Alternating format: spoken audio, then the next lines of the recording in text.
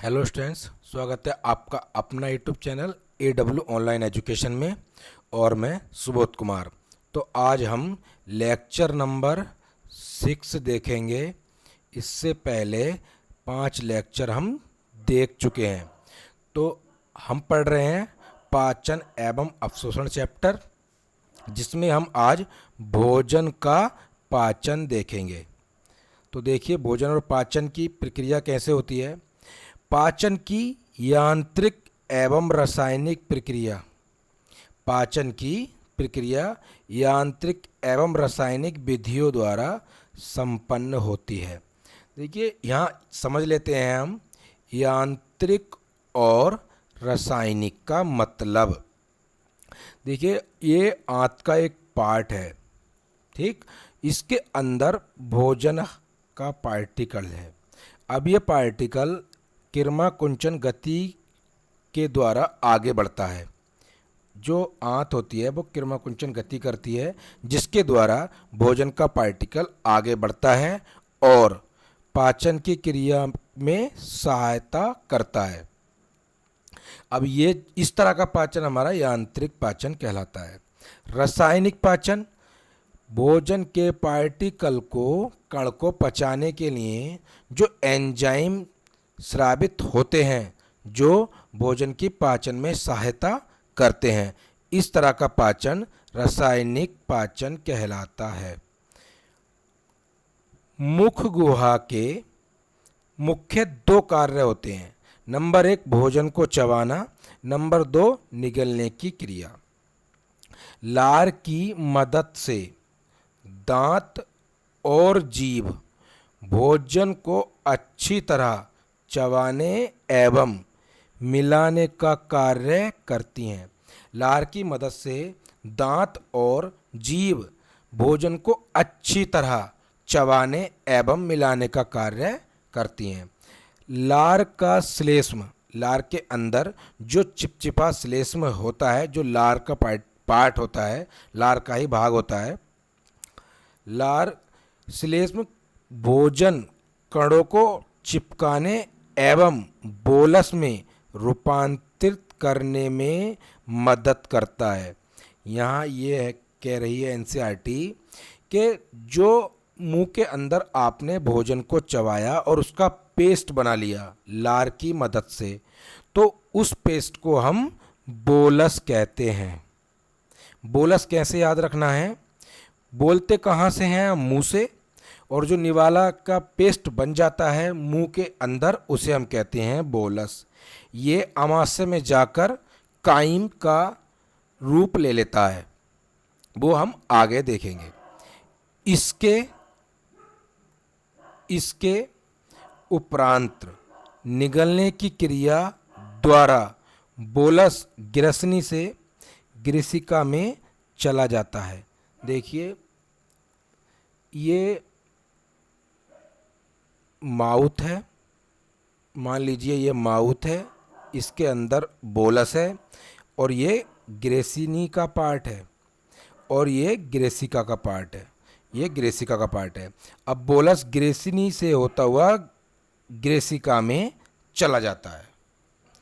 Bolus पेशीय संकुचन के किरमा-कुंचन द्वारा ग्रेसिका में आगे बढ़ता है। जो मैं बता रहा था, जो भोजन के पार्टिकल्स होते हैं वो किरमा-कुंचन गति के द्वारा आगे बढ़ते जाते हैं। जठर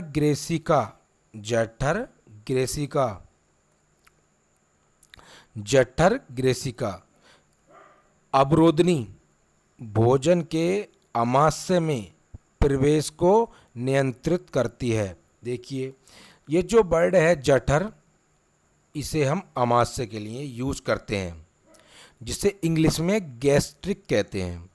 अब जठर और ग्रेसिका अवरोधनी भोजन के आमाशय में प्रवेश को नियंत्रित करते हैं। इस तरह का से ये देखिए ग्रेसिका है और ये आमाशय है, इस तरीके से। और आमाशय का ये वाला पार्ट छोटी आंत के डियोडिनम में खुलता है। अब ग्रेसिका, यहाँ पर ग्रेसिका और अमाशय दोनों के अवरोधनी जो यहाँ एनसीईआरटी में जिक्र किया है, अवरोधनी भोजन के प्रवाह को कंट्रोल्ड नियंत्रित करती है। ग्रेसिका से भोजन अमाशय में आता है तो अमाशय का भोजन वापस ग्रेसिका में ना जा पाए, इसलिए ये अवरोधनी एक भोजन के रोकने के लिए महत्वपूर्ण कार्य करती है। लार जो मुख गुहा में होती है, मुख गुहा को हम ओरल कैविटी भी कहते हैं, बक्कल कैविटी भी कहते हैं, में विद्युत अपघट्य जैसे sodium ion, potassium ion, chloride ion, bicarbonate ion. लार में कौन कौन से विद्युत अपघट्य होते हैं? Sodium ion, potassium ion, calcium ion, bicarbonate ion. और एंजाइम लार एमाइलेज, टाइलिन तथा लाइसोजाइम होते हैं। ये लार के अंदर पाए जाते हैं। पाचन की रासायनिक प्रक्रिया मुख गुहा में कार्बोहाइड्रेट को जल अपघटित करने वाले एंजाइम टाइलिन या लार एमाइलेज की सक्रियता से प्रारंभ होती है। लगभग 30% स्टार्च इसी एंजाइम की सक्रियता से डाइसैकराइड द्विशर्करा माल्टोज में अपघटित होती है। लार में उपस्थित लाइसोजाइम जीवाणुओं के संक्रमण को रोकता है। देखिए, मुंह के अंदर जो लार होती है वो एयर के द्वारा या किसी गंदी हवा के द्वारा मुंह के अंदर आए जीवाणुओं के संक्रमण को रोकती है। अब ये देखिए, लगभग 30% स्टार्च का पाचन इसी एंजाइम की सक्रियता से होता है। तो आपके एनसीईआरटी में इस तरह से दिया है कि स्टार्च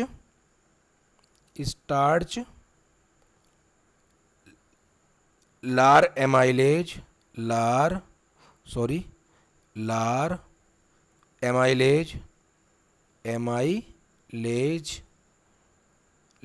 एमाइलेज जो माल्टोज में तोड़ देता है, स्टार्च को लार एमाइलेज माल्टोज में तोड़ देता है। कितने? 30% स्टार्च को। कहाँ? मुख के अंदर 30% तोड़ देता है लार एमाइलेज की सहायता से। लार का जो पीएच होता है वो 6.8 होता है, जो लगभग उदासीन माना जाता है। नेक्स्ट स्लाइड देखते हैं। अमाशय की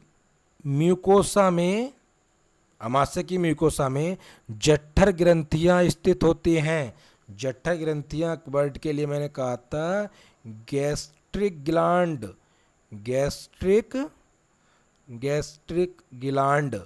इंग्लिश में हम गैस्ट्रिक ग्लैंड कहते हैं। जठर ग्रंथियों में मुख्य रूप से 3 प्रकार की कोशिकाएं होती हैं। नंबर 1, म्यूकस का स्राव करने वाली श्लेष्मग्रीवा कोशिका। नंबर 2, पेक्टिक या मुख्य कोशिका जो प्रोएंजाइम पेप्सिनोजन का स्रावण करती है।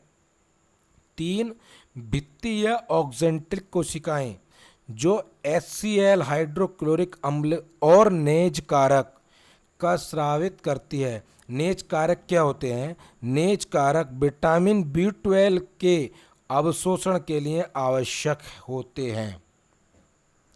अब ये जो 3 प्रकार की गैस्ट्रिक ग्लैंड होती हैं, ये 3 तरह के स्राव करती हैं। 3 तरह के स्राव करती हैं।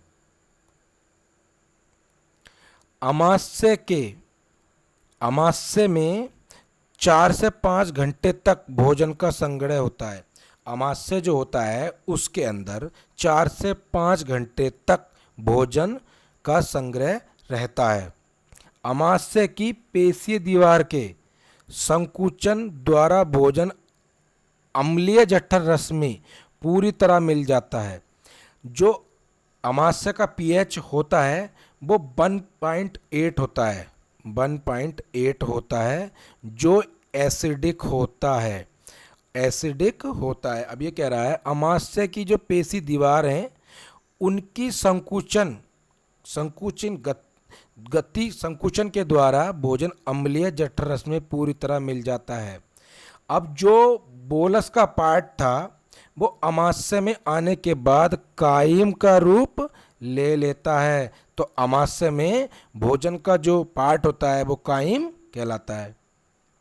प्रोएंजाइम पेप्सिनोजन HCl अम्ल के हाइड्रोक्लोरिक अम्ल के संपर्क में आने से सक्रिय एंजाइम पेप्सिन में परिवर्तित हो जाता है, जो अमाशय का प्रोटीन अपघटनीय एंजाइम है। पेप्सिन प्रोटीन को प्रोटियोज तथा पेप्टोज में बदल देता है। यहाँ याद रखने वाली बात है, अमाशय का प्रोटीन अपघट्य एंजाइम है पेप्सिन। अब देखिए किस तरीके से ये क्रिया करता है। हमने ऊपर पढ़ा है, देखिए ये जो होता है पेप्सिनोजन,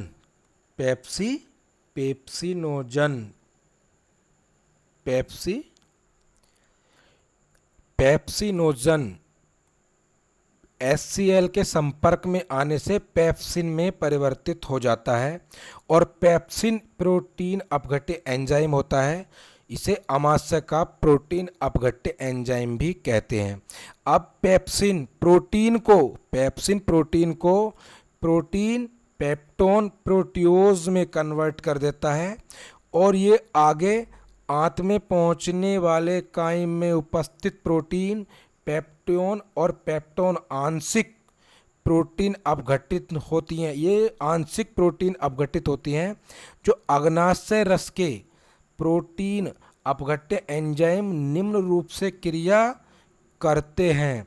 अब ये ट्रिप्सिन, काइमोट्रिप्सिन, प्रोकार्बोपेप्टिडेज, डाइपेप्टाइडेज में प्रोटीन को कन्वर्ट कर देते हैं, जो इस स्लाइड में दिया है। पेप्सिन प्रोटीन को प्रोटियोज पेप्टोज में बदल देता है। जठर रस में उपस्थित श्लेष्म एवं बाइकार्बोनेट श्लेष्म उपकलक स्तर का स्नेहन एवं स्नेहन और अत्यधिक सांद्रित हाइड्रोक्लोरिक अम्ल से बचाव करते हैं। देखिए मैंने ऊपर बताया है कि अमाशय का जो पीएच होता है वो बहुत एसिडिक होता है और अमाशय की सेल को किसी तरह की क्षति ना हो, किसी तरह का नुकसान ना हो, तो उसके बचाव के लिए जठर रस में उपस्थित श्लेष्म और बाइकार्बोनेट श्लेष्म उपकला के स्तर का स्नेहन और अत्यधिक सांद्रित HCl हाइड्रोक्लोरिक अम्ल से बचाव करते हैं, जिससे कि अमाशय की कोशिकाओं को क्षति ना हो। HCl हाइड्रोक्लोरिक अम्ल पेप्सिन के लिए उचित अम्लीय माध्यम 1.8 तैयार करता है। जो मैं बता चुका हूँ, अमाशय का जो पीएच होता है वो 1.8 होता है और जिसे HCl हाइड्रोक्लोरिक अम्ल के द्वारा इतना एसिडिक अम्लीय माध्यम तैयार किया जाता है। नवजात के जठर रस में रेनिन नामक प्रोटीन अपघट्य एंजाइम होता है, जो दूध के प्रोटीन को पचाने में सहायक होता है। जठर ग्रंथियां थोड़ी मात्रा में लाइपेज का भी स्रावित करती हैं। मोस्ट इम्पोर्टेंट है, इसे याद करिए। जठर मतलब अमाशय, जठर का मतलब गैस्ट्रिक मतलब अमाशय ग्रंथियां थोड़ी मात्रा में लाइपेज भी स्रावित करती हैं। देखिए जो बच्चे दूध पीते हैं, बच्चे जो न्यूबॉर्न बेबी होता है, मतलब 1 2 महीने 4 महीने 5 महीने का बच्चा होता है वो दूध ही लेता है, तो बच्चे के अंदर दूध को पचाने के लिए रेनिन नामक एंजाइम होता है जो वयस्क के अंदर नहीं पाया जाता।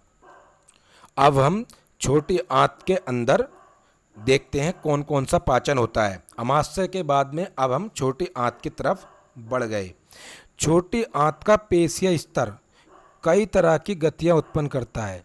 मतलब छोटी आंत के अंदर जो पेशियां होती हैं वो कई तरह की गति करती हैं।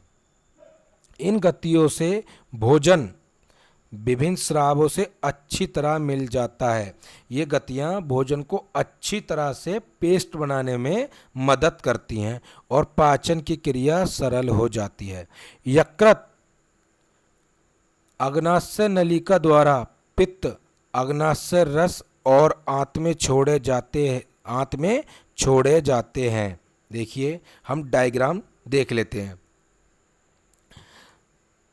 ये पित्ताशय है और ये यकृत से आने वाली नलिका हैं। ये यकृत से आने वाली नलिकाएं हैं। यकृत के द्वारा पित्त स्रावित किया जाता है। पित्त का श्रावण यकृत के द्वारा किया जाता है, जो पित्ताशय में संग्रह हो जाता है, इकट्ठा हो जाता है और जितनी आवश्यकता होती है उतना पित्ताशय से बाहर स्राव कर दिया जाता है। देखिए ये यकृत वाहिनियां हैं, पित्ताशय वाहिनी है और मूल पित्त वाहिनी है, मूल यकृत वाहिनी है। अब ये मूल यकृत वाहिनी डियोडिनम में खुल जाती है और पित्त का श्रावण कर देती है। मैंने इधर इंग्लिश में भी डायग्राम को दे रखा है ताकि किसी इंग्लिश वर्ड को सीखने में दिक्कत ना हो। तो पित्त जो होता है यकृत स्रावित किया जाता है और पित्ताशय के अंदर संग्रह का हो जाता है उसका, और आवश्यकता के अनुसार उसका श्रावण होता है।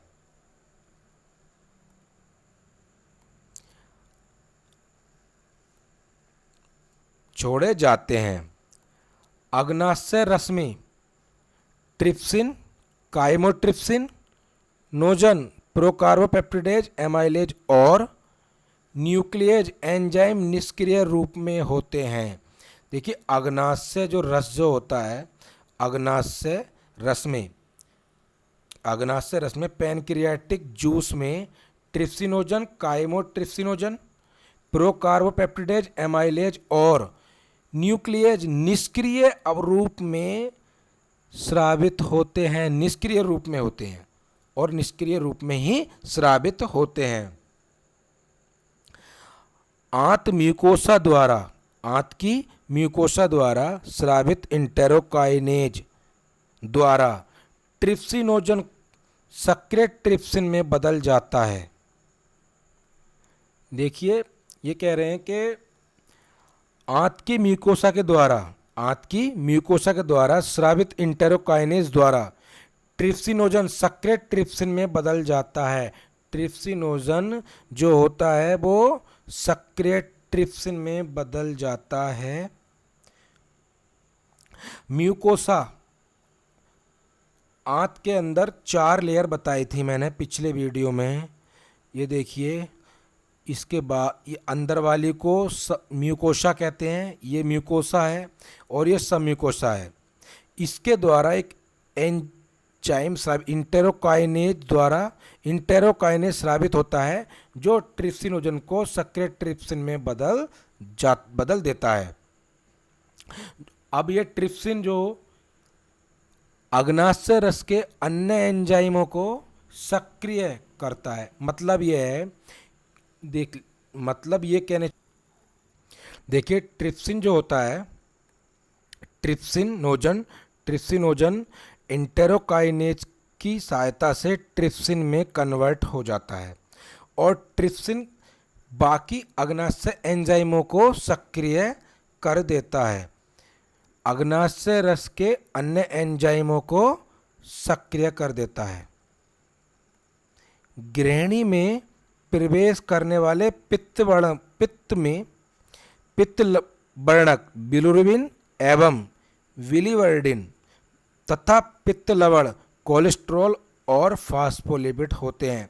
यहाँ पे ध्यान देना है आपको कि पित्त वर्णक कौन कौन से होते हैं, बिलिरुबिन एवं बिलिवर्डिन। पित्त लवण जो होते हैं कोलेस्ट्रॉल और फास्फोलिपिड होते हैं। लेकिन मोस्ट इम्पोर्टेंट, लेकिन पित्त में कोई एंजाइम नहीं होता है। पित्त वसा के एमल्सीकरण में मदद करता है, मतलब पित्त वसा के पाचन में सहायता करता है और उसे छोटे छोटे मीज़ेल कणों में तोड़ता है। वसा के पाचन को हम आगे डिटेल में देखेंगे। पित्त लाइपेज एंजाइम को सक्रिय करता है। ध्यान देना है, पित्त लाइपेज एंजाइम को सक्रिय करता है, ना कि स्राव करता है। पित्त के अंदर किसी भी एंजाइम का स्रावन नहीं होता है। देखिए आगे, ये आंत श्लेष्म उपकला में, आंत की श्लेष्म उपकला में गोवलेट कोशिकाएं होती हैं। आंत की श्लेष्म उपकला में, आप ये मैं बार बार इसलिए कह रहा हूँ, आंत की, अमाशय की नहीं, आंत की श्लेष्म उपकला में गोवलेट कोशिकाएं होती हैं जो श्लेष्म का स्रावण करती हैं। म्यूकोसा के ब्रुश बॉर्डर कोशिकाएं और गोवलेट कोशिकाओं के स्राव आपस में मिलकर आंत स्राव अथवा सक्कस इंटेरिकस बनाती हैं। यह देखिए जो वर्ड है ब्रुश बॉर्डर, देखिए ये आंत होती हैं। आंत के अंदर छोटे छोटे इस तरीके से विलाई और माइक्रोविलाई होती हैं। सुषमांकुर बोलते हैं, माइक्रोविलाई होती हैं। अब देखिए इनकी संरचना होती है वो ब्रुश बॉर्डर, मतलब जो दांत साफ करने वाला ब्रुश होता है, कोई सा भी ब्रुश हो, उस ब्रुश बॉर्डर की तरह दिखाई देती हैं, तो इसलिए हम इन्हें ब्रुश बॉर्डर कोशिकाएं कहते हैं। और गोवलेट कोशिकाएं जो आंत की श्लेष्म उपकला में होती हैं के स्राव आपस में मिलकर आंत का स्राव करते हैं अथवा सक्कस इंटेरिकस बनाते हैं। आंत के स्राव को हम क्या कहेंगे, सक्कस इंटेरिकस बनाती हैं। इस रस में कई तरह के एंजाइम होते हैं, जैसे ग्लाइकोसिडेज, डाइपेप्टिडेज, स्टेरेज, न्यूक्लियोसाइडेज आदि।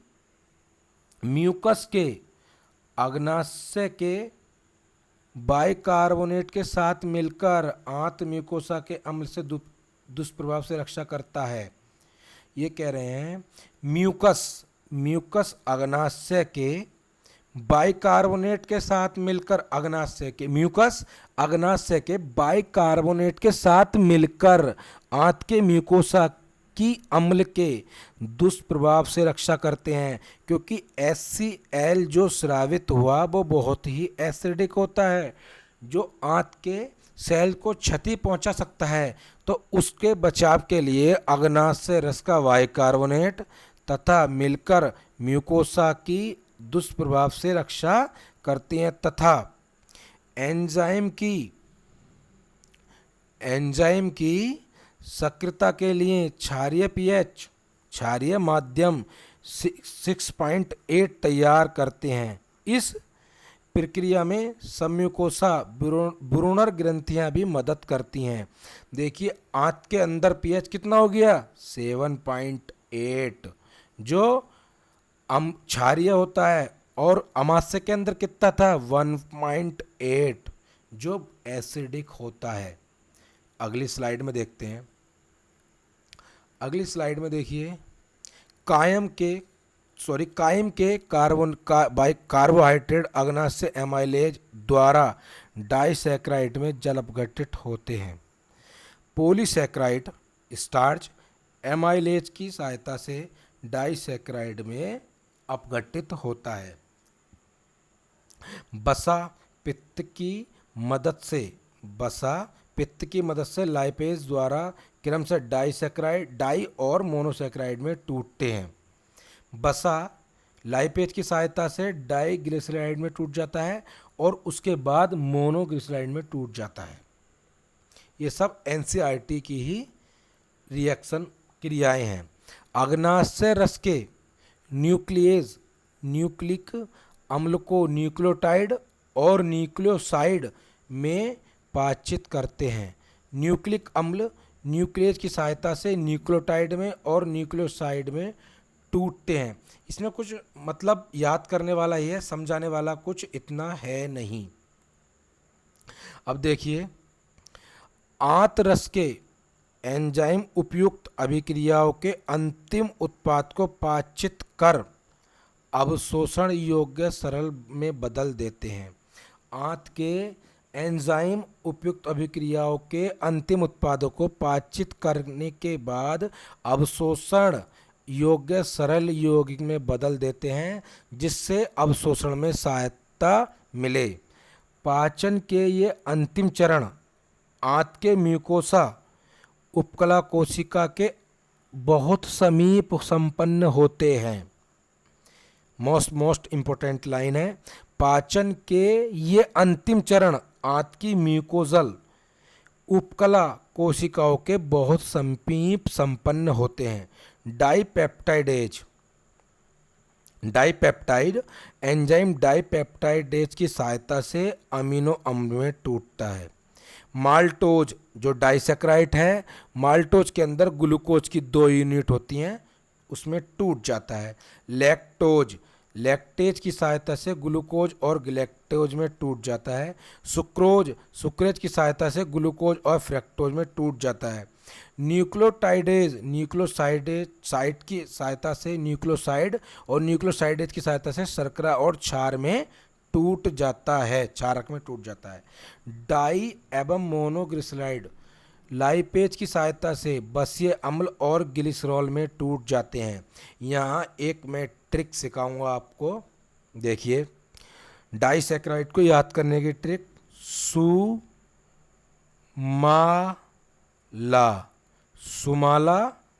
दीदी, सुमाला दीदी। अब फैशन चला है दीदी की जगह केवल दी कहने का, तो डी मतलब डाइसैकराइड। कौन कौन से डाइसैकराइड हैं? सुक्रोज, माल्टोज और लैक्टोज। सुक्रोज के अंदर ग्लूकोज और ग्लैक्टोज की 2 यूनिट होती हैं। माल्टोज के अंदर ग्लूकोज की 2 यूनिट होती हैं। लैक्टोज के अंदर ग्लूकोज और ग्लैक्टोज की 2 यूनिट होती हैं। इससे आपको याद करने में आसानी होगी। सुमाला दी सुक्रोज माल्टोज डाइसैकराइड हैं। उसके बाद नेक्स्ट स्लाइड देखते हैं। पाचित भोजनों का अवशोषण, पाचित उत्पादों का अवशोषण, ये हम नेक्स्ट वीडियो में देखेंगे। आज के लिए इतना ही। वीडियो देखने के लिए धन्यवाद।